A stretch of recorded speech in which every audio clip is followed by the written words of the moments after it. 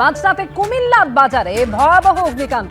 50টিরও বেশি দোকান পুড়ে ছাই হয়ে গিয়েছে। বাংলাদেশের সংবাদপত্র ঢাকা ট্রিবিউন সূত্রে খবর মিলেছে, কুমিল্লার চান্দিনার বাধাইয়া বাজারে সংখ্যালঘুদের দোকান রয়েছে, আর সেখানেই গতকাল রাত 12:15 নাগাদ আগুন লেগে যায়। দমকলের দাবি, মিষ্টির দোকানের স্টোভ থেকে আগুন ছড়ায়। দ্রুত আগুনের গ্রাসে চলে যায় বাজারের একের পর এক দোকান। দমকলের 6টি ইঞ্জিন প্রায় 2 ঘন্টা পর রাত 1:30 নাগাদ আগুন নিয়ন্ত্রণে আনে।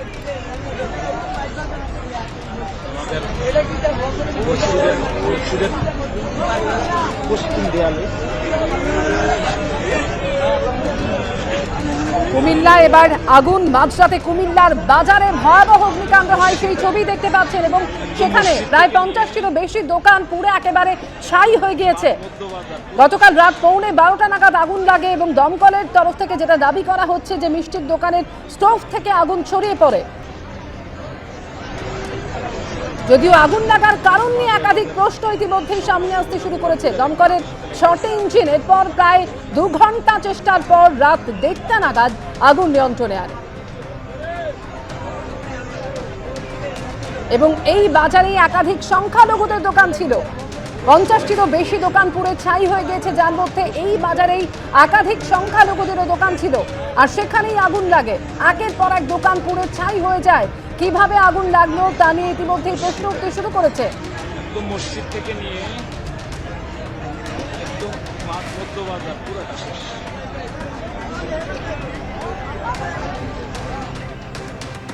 পরের খবরে আসবো এবার। রাজ্য পুলিশের এসটিএফ এর হাতে গ্রেফতার এবিটির জঙ্গি সাদ রাডির ভাই সাজিবুল ইসলাম। গ্রেফতার সাদের পূর্ব পরিচিত মুস্তাকিম মণ্ডল। গতকাল মুর্শিদাবাদের নওদা থানা এলাকা থেকে এই দুজনকেই গ্রেফতার করা হয়েছে। সাজিবুল নওদার দুর্লভপুরের বাসিন্দা এবং মুস্তাকিম পাশের ভোলা গ্রামের বাসিন্দা। এই নিয়ে সরাসরি কথা বলবো, আবির দত্ত আমাদের সঙ্গে রয়েছেন। আবির, এই সাজিবুল এবং মুস্তাকিম সাদ রাডির সূত্রে যাদেরকে গ্রেফতার করা হয়েছে এবং সাদ রাডির সহযোগী হিসেবেও এরা কাজ করতে বলে জানা গিয়েছে, এখনো পর্যন্ত আর কি কি খবর গোয়েন্দা সূত্রে?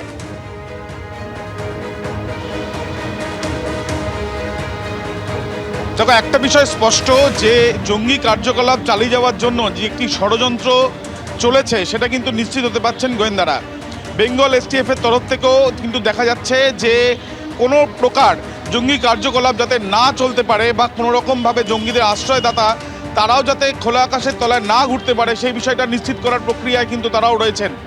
এবং দেখা যাচ্ছে যে গতকাল যে দুজনকে আটক করা হয় তার মধ্যে সাজিবুল ইসলাম, যে সাদ রাদি বাংলাদেশি নাগরিক, পশ্চিমবঙ্গে বিভিন্ন জায়গাতে বৈঠক করে, এখানে থেকে ভোটার কার্ডে নাম তোলে এবং পরবর্তীকালে কেরল থেকে আসাম এসটিএফের হাতে অ্যারেস্ট হয়। সেই সাদ রাদির পিস্তত ভাই, তাকে কিন্তু সাজিবুল ইসলাম তাকে গ্রেপ্তার করেছে বেঙ্গল এসটিএফ। এবং তার সঙ্গে আরও এক যুবক যে সাদ রাদির বন্ধু, তাকেও কিন্তু গ্রেপ্তার করা হয়েছে। এবং এই যে মোস্তাকিম মণ্ডল এবং সাজিবুল ইসলাম যে দুজনকে গ্রেপ্তার করা হয়েছে, তাদের বিরুদ্ধে অভিযোগ মূলত 3টি। প্রথম, জঙ্গি কার্যকলাপে তাদের যোগ রয়েছে মনে করছেন তদন্তকারীরা। দ্বিতীয়, জঙ্গি হিসেবে যাকে চিহ্নিত করা হয়েছে, যাকে গ্রেপ্তার করেছে আসাম এসটিএফ, সাদ রাদিকে আশ্রয় দেওয়া। তৃতীয়, দেশবিরোধী কার্যকলাপ।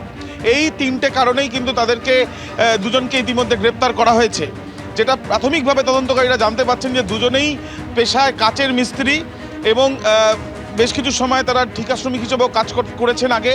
এবং এই দুজন আগে থেকে প্রথম থেকে জানতো যে সাদ রাদি সে বাংলাদেশ থেকে এসছে, তা সত্ত্বেও তার পরিচয়পত্র, ভারতীয় পরিচয়পত্র তৈরি করে দিতে এদেরও ভূমিকা ছিল, যেখানে আধার কার্ড থেকে আরম্ভ করে পাসপোর্ট, এমনকি ভোটার কার্ড পর্যন্ত তার ছিল। এবং সে নিজে ভোটার হয়ে উঠেছিলেন পশ্চিমবঙ্গের, এবং ভারতবর্ষের নাগরিক হিসেবে নিজের পরিচয় দিয়ে বিভিন্ন জায়গাতে মিটিং করা এবং মিটিং করে সেখানে স্লিপার সেল সংগ্রহ করা, সেই প্রক্রিয়া চালিয়েছে। তাদের নিজেদের যে আদর্শ নাশকতার যে একের পর এক ছক, যে বিষয়টা তদন্ত যত এগোচ্ছে ততই যে এগিয়ে আসছে, সেখানে যারা মূল চক্রী তাদের মধ্যে অন্যতমই সাদ রাদি।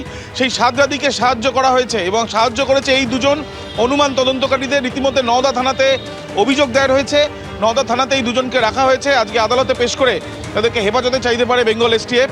যদিও বেঙ্গল এসটিএফ সূত্র থেকে জানা যাচ্ছে যে এই দুজন ছাড়া অন্য আর যারা এই কাজের সাথে বা এই সাদ রাদিকে সাহায্য করার পেছনে রয়েছে, প্রত্যেকের বিরুদ্ধে ব্যবস্থা নেওয়ার জন্যই তারা বিভিন্ন জায়গাতে তথ্য প্রমাণ সংগ্রহের প্রক্রিয়া চালাচ্ছেন।